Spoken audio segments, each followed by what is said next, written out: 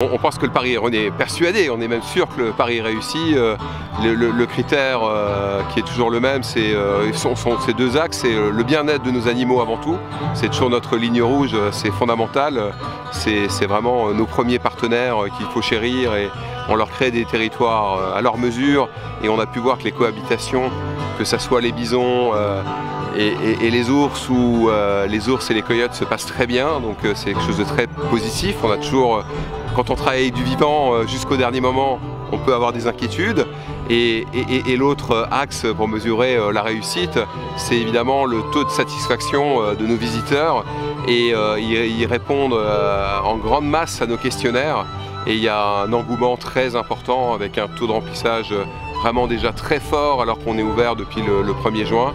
On est vraiment très satisfait du résultat. On a eu la chance de mobiliser des fonds à hauteur de 14,5 millions d'euros, nous permettant sur 5 ans d'avoir un programme très ambitieux de développement, avec l'idée toujours d'améliorer sensiblement encore l'attractivité, la qualité de l'accueil, la qualité des infrastructures.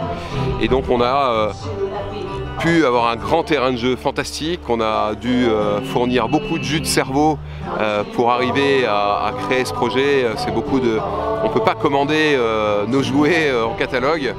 Il faut vraiment qu'on les crée à chaque fois. Et on a notamment créé de nouveaux espaces. On a eu le plaisir d'ouvrir aux visiteurs 20 hectares complètement nouveaux dans la forêt avec des programmes d'élevage européens pour réintroduire le bison qui parfois, ces bisons européens, nous quittent en avion pour aller dans des milieux sauvages, dans des parcs naturels. Donc ça c'est une grande satisfaction. On a développé encore les hébergements autour de la thématique loup avec le hameau des loups en 2018. Et le Nouveau Monde, là, a été vraiment quelque chose d'assez colossal.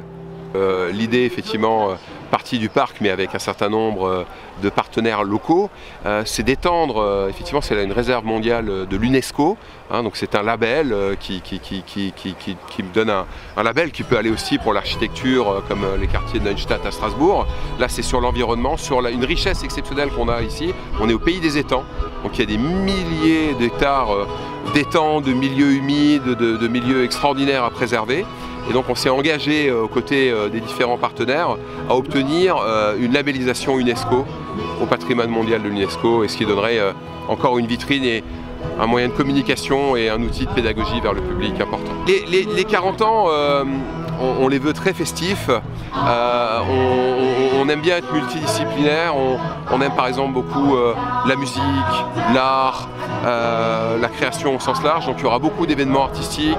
Il y aura aussi un élément central, un colloque sur la biodiversité avec de nombreux scientifiques, de nombreux partenaires associatifs pour se mettre autour d'une semaine vraiment sur les problématiques importantes de notre environnement, de notre planète, nos problématiques locales. On va continuer à actionner le fonds de dotation qui est notre organe collecteur qui redistribue des fonds vers les associations et sur des choses complètement folles comme, et inconnues du public, comme la sauvegarde de l'écrevisse des torrents du pays de Bitche. Hein, et on va continuer l'éducation. On est vraiment le site majeur aussi en matière d'accueil de groupes scolaires. Et donc la pédagogie est un élément central, la transmission, la reconnexion avec la nature. Et les défis sont très important. Le totem, c'était question d'avoir un geste symbolique avec le personnel, avec l'ensemble de nos partenaires pour le dévoiler.